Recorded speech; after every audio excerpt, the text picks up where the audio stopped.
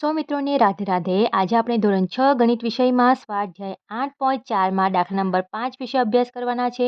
દાખલા નંબર 5, ટીના પાસે 20 metre 5 semi લાંબુ કાપડ હતું. એટલે કે કુલ કાપડ કેટલું છે? 20 મીટર 5 સેમી. તેણે પડદા બનાવવા માટે 4 મીટર 50 સેમી લંબાઈનું કાપડ તેમાંથી કાપ્યું. તો તેની પાસે કેટલું કાપડ બાકી રહ્યું? અહીં આપણને બાદબાકી કરવાનો છે. બાકી શબ્દ પરથી આપણને સમજાય છે કે અહીં આપણે બાદબાકી કરવાની છે.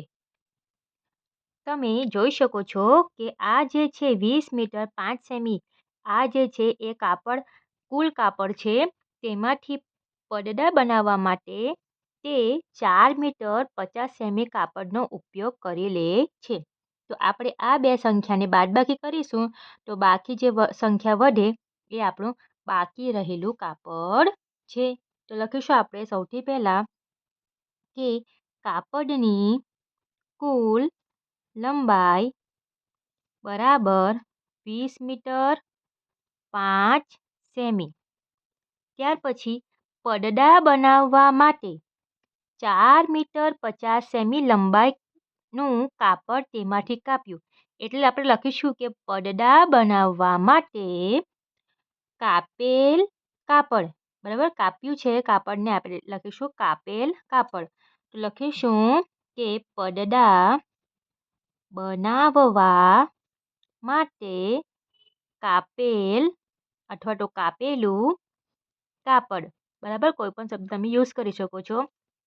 4 મીટર 50 સેમી, 4 મીટર 50 સેમી.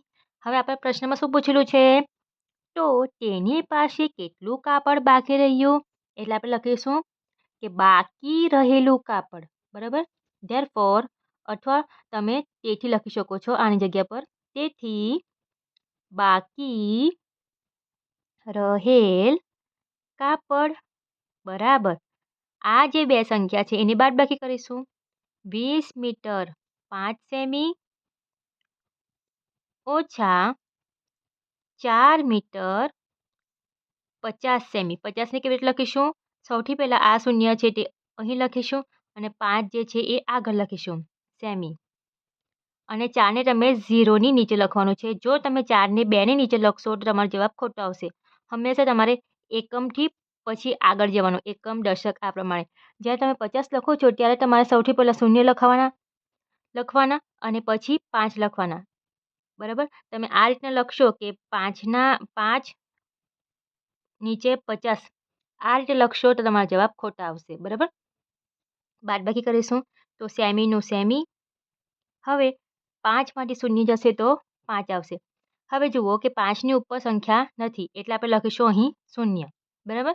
શૂન્યમાંથી 5 જશે નહીં, ત્યાર પછી આગળની સંખ્યા લેવો તો શૂન્યમાંથી 4 પણ જશે નહીં. તો 2ને કટ કરીશું, 2ને કટ કરીશું એટલે 2થી નાની સંખ્યા 1 આવશે અને અહીં 9 અને અહીં દશક, બરાબર. 10માંથી 5ની બાદ કરીશું તો 5 આવશે. આ મીટર જે છે એ મીટર લખીશું. 9માંથી 4ની બાદબાકી તો 5 આવશે અને આ 1 જે છે એનો 1 લખીશું. એટલે જવાબ શું આવે છે? 15 મીટર 55 સેમી. એને આપણે લખી શકીએ છીએ, શું લખી શકીએ છીએ? 15.55 મીટર આપણે લખી શકીએ છીએ, બરાબર. કારણ કે 1 મીટર બરાબર શું થાય? 100 સેમી, બરાબર. 100 સેમી માટે 100 સેમીમાં કેટલા શૂન્ય આવે છે? 2 શૂન્ય આવે છે અને આપણને 2 અહીં રકમ મળી જાય છે એટલે લખીશું ડાયરેક્ટ પોઈન્ટમાં, બરાબર. આવું ન સમજ પડતી હોય તો આ જવાબ લખીએ તો પણ ચાલે. તો આપણે લખીશું તો પછીનો જવાબ લખીશું તો તેની પાસે એટલે કોની પાસે? ટીના પાસે. ટીના પાસે કેટલુંની જગ્યા પર શું આવશે? આન્સર આવશે, જવાબ આવશે 15.55 મીટર કાપડ બાકી રહ્યું, બરાબર. ટીના પાસે કેટલાની જગ્યા પર આપણો જવાબ આવશે? 15.55 મીટર કાપડ બાકી રહ્યું, બરાબર. તો આ પ્રમાણે આપણો જવાબ પૂર્ણ થાય છે. વિડીયો પસંદ આવ્યો હોય તો વિડીયોને જરૂરથી લાઈક કરજો, મિત્રોમાં શેર કરજો, ચેનલને સબસ્ક્રાઈબ કરવાનું ભૂલશો નહીં. મળીએ આપણે આગળના દાખલામાં. સૌને જય સિયારામ.